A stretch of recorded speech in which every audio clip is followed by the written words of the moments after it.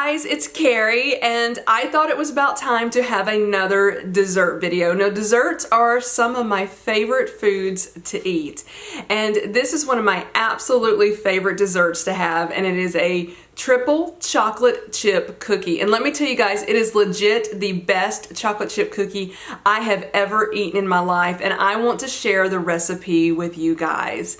And the cooking hack, the baking hack in this recipe is actually not going to really be about baking at all, but a way to make your cookie dough batter last a bit longer so that you can have a warm chocolate chip cookie pretty much whenever you want it, as long as you've got an oven to bake them in.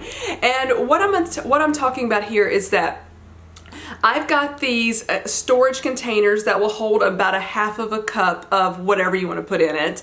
And what I do is I split the cookie dough up after I make it, and I put them in these storage containers, and then I put them in the freezer.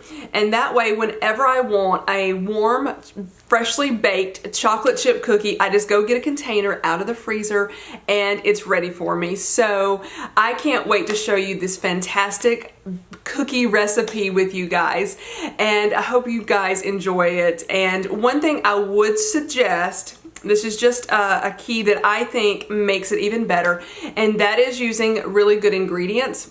And one of the best chocolates I have ever used in chocolate chip cookies is from Ghirardelli. I think they've got the best. So I am using milk chocolate chips, white chocolate chips, and semi-sweet chocolate chips by Ghirardelli. I just think they're the best. So I hope you guys enjoy this.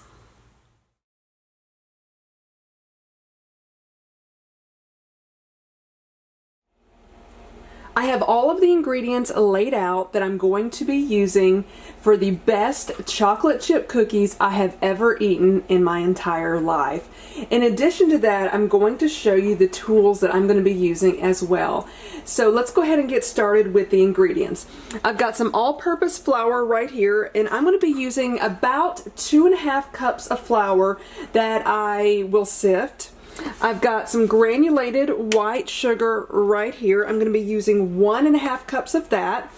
I've got some dark brown sugar, and I'm going to be using 1 cup of that. I've got some baking soda. You're going to use 1/2 of a teaspoon of baking soda. Get whatever brand you like.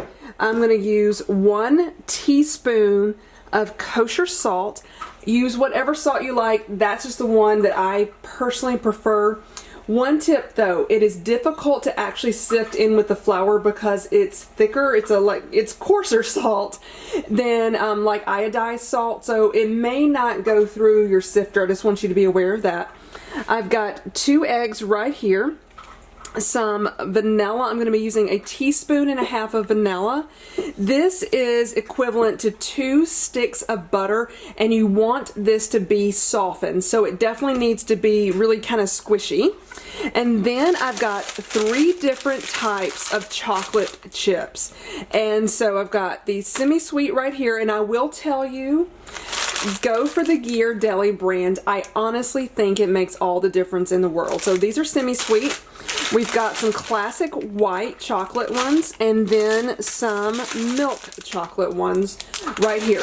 Now, I personally love putting a lot of chocolate in my cookies. Sometimes the chip ratio to the actual cookie dough ratio is a lot higher, but eyeball it and see what you personally like. I'm going to put a lot of these in here. I'm not quite sure yet how much of each bag I'm going to put, but we will see.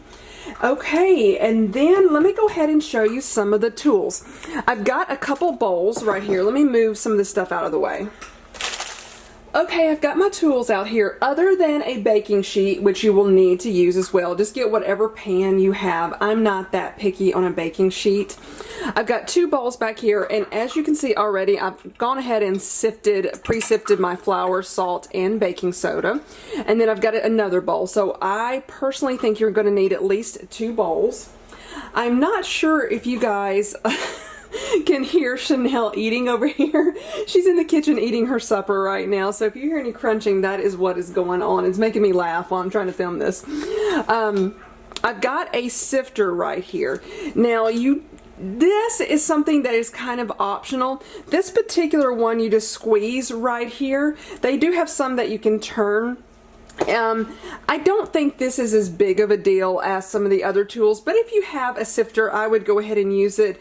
This one was about $6.99 or something like that, or maybe it was $5.99. It was less than $7 at Bed Bath & Beyond. You're going to need at least one measuring cup. And the one that I am using, as you can see, it's Disney themed, but it doesn't have to be Disney themed, but I am doing 1/4 of a cup because the way the measurements work out, that just works out best for 1/4 of a cup. You can use a full cup. The reason why I don't use a full cup, and let me pull one off right beside me, is this one I have trouble actually getting it into the bag of flour, especially if you're using a smaller bag of flour, so I don't typically use a 1 cup. The 1/4 of the cup just easily fits into the bags. You're going to need also something to level off your ingredients that you're scooping. So if I scooped a bunch of flour out of a bag, this might be heaping up with flour. What I do is take it and just scrape it off with a knife. I actually use the back of the knife to scrape it off back into the bag so you get a level of the 1/4 of a cup. You want it to be leveled. You're going to need some tablespoons, teaspoons right here. Again, Disney themed. I will tell you, these are not actually my favorite ones because they're a little bit difficult to deal with and they fall off a lot, but if they fall off, you can easily use those. For these, I personally used the 1/2 of a teaspoon and the 1/4 of a teaspoon, and the reason why I specifically used these two was because as I was sifting my flour, salt, and baking powder, I was able to do like 2 of these for the baking soda, and then actually I take that back. I only used the 1/4 of the one. I was able to, as I was sifting it, I was able to add a little bit of the baking soda and a little bit of the salt at the time to the flour to make it easier and I think more incorporated. But at the most, you're going to need a 1/2 of a teaspoon, I think, if that's the only one you had. Let's see. Next, I've got a hand mixer with the beater thingies, whatever these things are called. And this is another thing that is optional, but it is a cookie scoop, and this will get your cookies more uniform. If you don't have one of these, you don't have to go out and buy it. Just use a spoon, get a spoonful of the dough, and I will actually show you how to do that with a spoon as well as this. And then you're just basically going to roll the cookie dough in your hands until it forms a ball. And you will see what I'm talking about when we get to that point. All right, I think we are ready to move on and start the tutorial on how to make the best chocolate chip cookies I personally have ever had, and if you make them, I think you will really enjoy them as well. One optional ingredient that I think you can do with it, if you choose to do so, is maybe add some pecans to it. I personally am not a fan, but my mother loves them. And so a lot of times if I'm going to make her some cookies, I will split the batter and then make it all as one, you know, normally how I would like them, then split the batter and add pecans to the one for her. So that is just another option you can do as well. There are a couple more tools that I left out that I should have shown you. One is just sitting over here, and it's just a 3rd bowl that I've pre-measured all of my sugar into. This is not necessary. You don't have to do that. I'm just doing it for the purposes of this video. And I've also cracked my eggs into another bowl over here, and one of them actually broke. You don't have to do that either. So those are both optional. Again, it's just helping me out with the video. But one that I think you definitely need is like one of these. I call it a spatula. I think that's what it is. You guys know I love Disney by now, I think. But you're going to need this to kind of scrape down the side. So I think this is definitely a necessity. The other 2 bowls are optional. Alright, I'm going to go ahead and get the butter in here, and this is well softened, and this spatula also helps you scrape the butter off of the package because you want to get all of that goodness and not throw any of it away. And I will definitely scrape that down. In case you guys were wondering, I think I've said it before, but I'm left-handed, so it should be probably obvious by the way I'm doing this, but just in case it wasn't, I am left-handed. And I want to say hi to all the lefties out there. I hope there's some of you out there. We're kind of a rare breed. Alright, I think that's pretty good on getting the butter off of that. Let me get that off of the side of the bowl right there. So I'm going to go ahead and start mixing this up.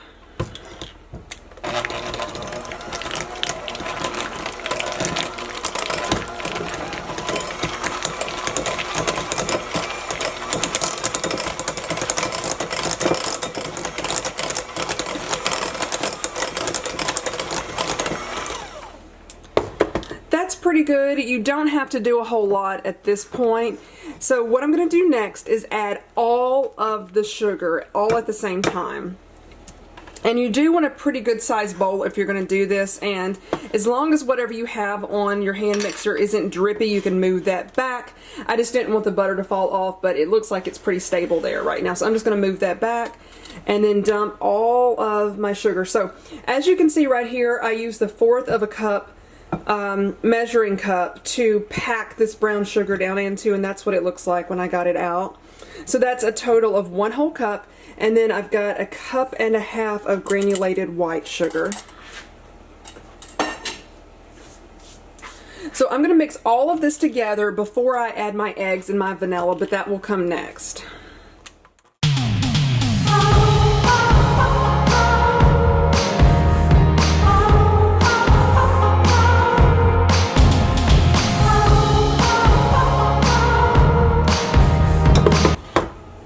I do like to scrape the sides down a little bit because you can see the sugar right in here that did not incorporate, and I see some more over here. You want to get as much of this incorporated as you can. It's not going to be extremely smooth at this point because we've got to add the eggs in there. That will help get it even more smooth and creamy.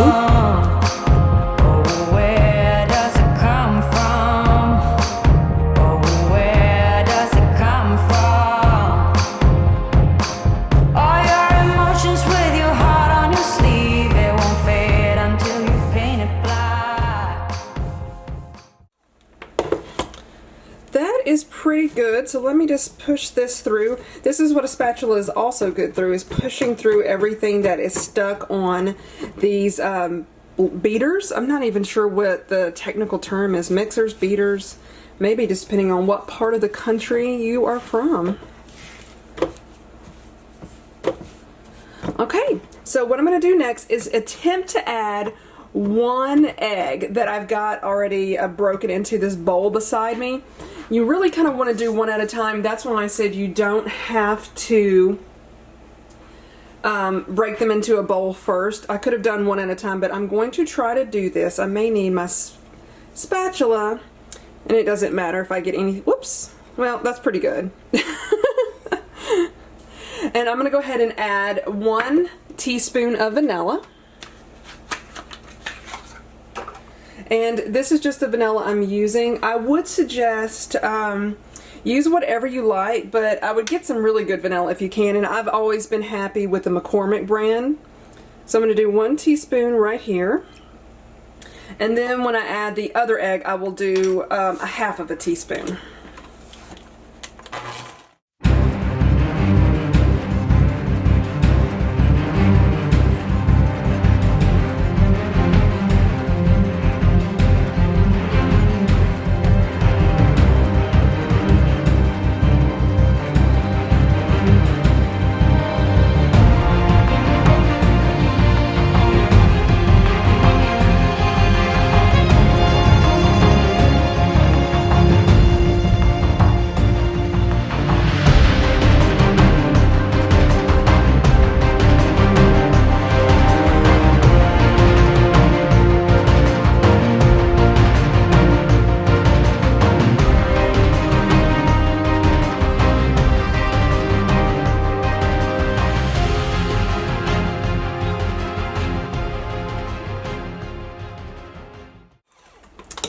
Scrape down the sides before I do another go around with the mixer, and then start incorporating the flour into it, the flour, the salt, and the baking soda. Coco has joined me in the kitchen and she is wanting some of this, but she will not be getting any of it. Don't worry, she's gotten some, I have to spell T-R-E-A-T-S's. She knows what that word means, so I have to spell it since I'm talking to you guys and with her being in the kitchen with me. Alright, let's go over this one more time.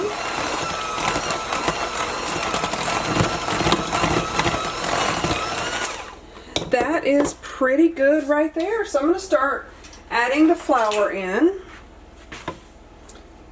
And what I'm going to do is just use this 1/4 of a cup scoop. I'm going to scoot this thing back a little bit and add a little bit at a time. Now, if you feel for some reason that your batter is getting extremely dense and you can't add all of the flour, I think that would probably be okay, but you want to get as much of it in as possible.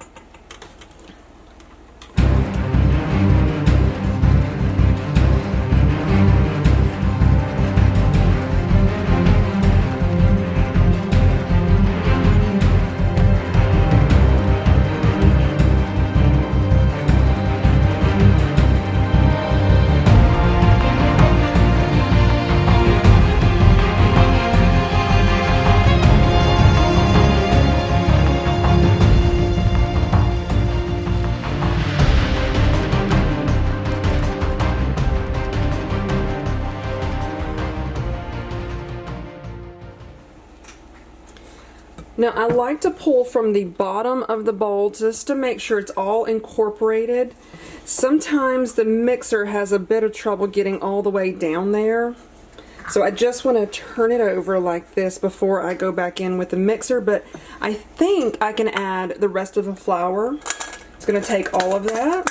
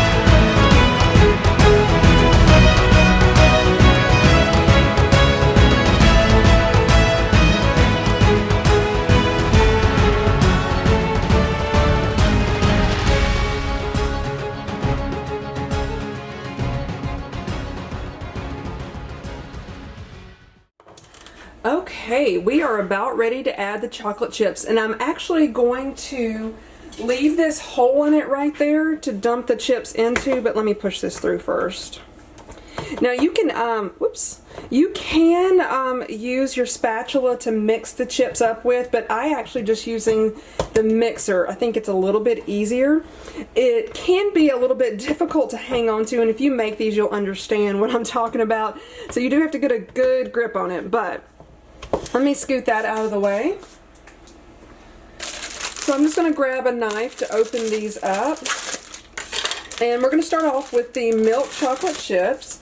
And I'm going to grab the bag. Let me push this back a little bit just so you can see. So the bag is like, I just opened it. So the bag is only that full right there. So I'm going to probably grab the bag right there. And I'm going to dump about half of the bag in there. And we're going to see where we go from there. So I'm going to set these aside right now, and I'm going to go ahead and mix these up before I add the others.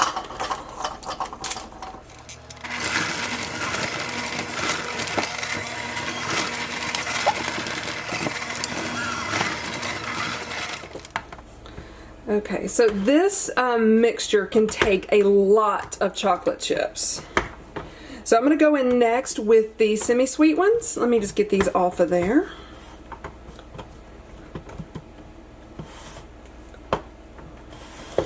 One other little tip I will tell you, sometimes the chocolate chips can kind of jump out of the bowl a little bit. If you do have pets, be careful that you pick those if they're in the kitchen with you, like Coco and Chanel sometimes will run around in the kitchen with me. make sure that you get those picked up really quickly, or don't have them in the kitchen while you're cooking. Just be careful so your, especially your canine pets, don't get the chocolate. So I'm going to do about the same thing with these and put half the bag in there.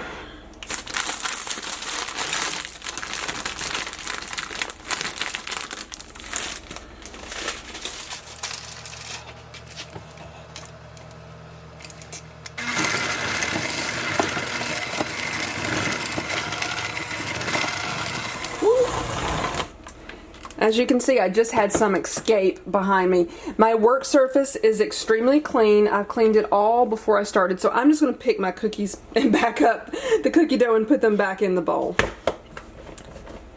And this is just real life, people. This is not a cooking show on TV. I'm showing you what really happens in the kitchen. Okay, I'm going to make another little hole to add the white chocolate chips in. And as you probably have already figured out, I'm going to do the same thing.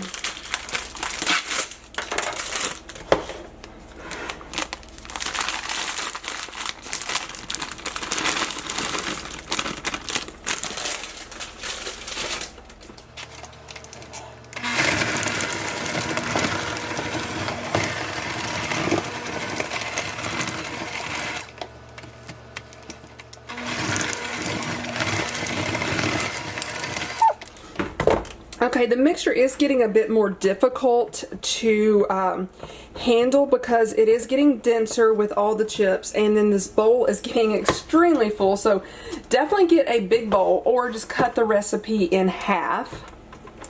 But I honestly am going to put some more chocolate chips. It can take more. Usually, again, my chip to dough ratio is a little bit outrageous. Right, I'm going back in with the milk chocolate ones, and then I'm going to grab the bag again and probably do about half of what is left in there. So I've got about this much left. So that I would say is probably a third of what we started with, or a fourth of what we started with. And I'm going to do the same thing with the semi-sweet one. I may not put any more of the white chocolate in there, but I definitely like the milk chocolate and the semi-sweet chocolate.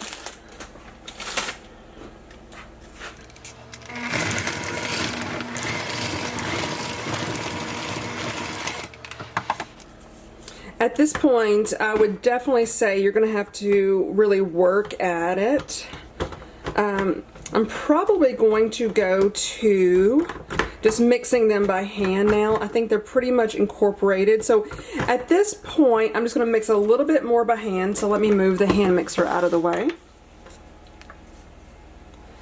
And this spatula is actually a little bit flimsy. You might want to go to an actual spoon at this point to try to mix it.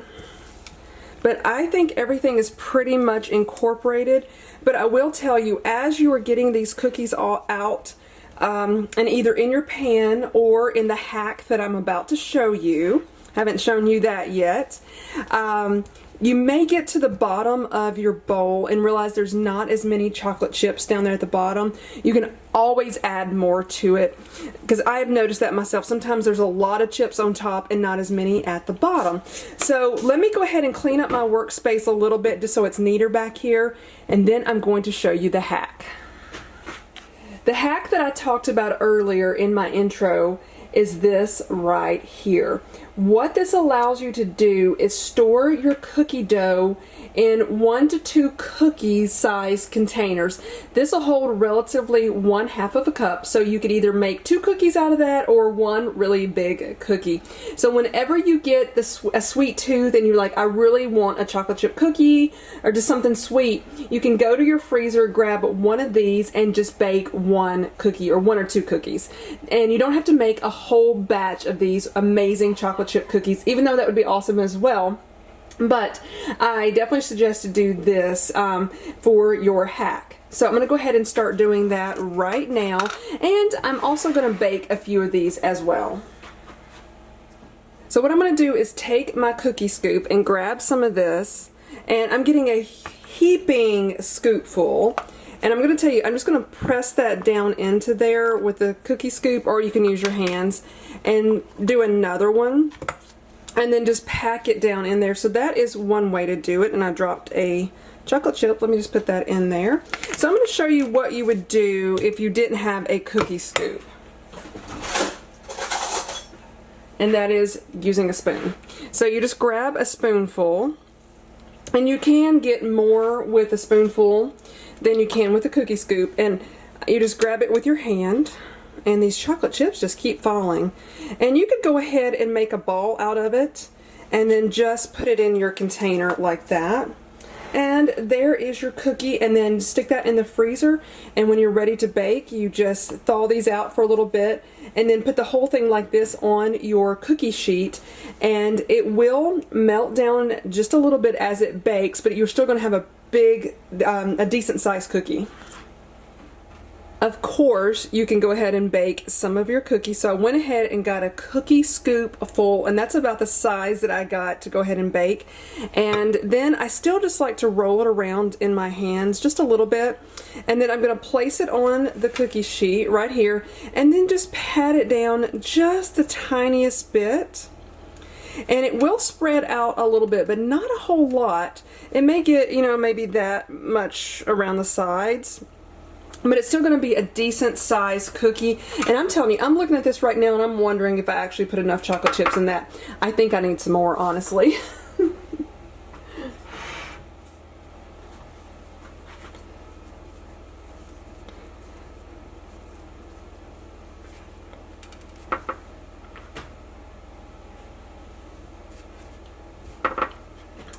I'm not going to make too many of these right now because I'm just making these for myself, but make as many or as few as you want. So I will show you what these look like when they come out. I have all my storage containers full of cookie dough out here. Now I did run out of the little bowls and had to put it in this size. So this size would probably make either 2 really big cookies or 3 or 4 smaller ones. Just utilize what you have. Now I do have some other cookies already stored that are different flavors in my freezer right now, so that's why I ran out. Plus I just got them out of the oven, and I'm telling you, this one is definitely missing some chocolate chips. I'm really disappointed in myself for that one. This one looks pretty good, so I really should have added the full bag of the milk chocolate and the semi-sweet chocolate. I was being a little conservative, and I should have been a little bit more liberal with the chocolate chips. But anyway, I definitely think you should do that. I'd definitely add some more. But these are, I left them in the oven. Let me get my hand out of the way because the camera was focusing on my hand. But you're going to put them in the oven 10 to 12 minutes. Just keep an eye on them. Just depends on the size of the cookie. If you do really small cookies, I would definitely do less than 10 minutes. The key is to under bake them. You do not want to over bake them. As you can see, it's gotten a little crispy right there on the edges. When you see that, they are done. And these will be a little bit gooey inside. I like to eat them just like that. But if you don't like them really gooey, let them sit for an hour or so and they should be good. Or if you like a more crunchy cookie, you can go longer in the oven, or just wait till the next day and eat them and they'll be more crunchy. Thank you guys so much for watching. I really appreciate it. Bye-bye, everybody.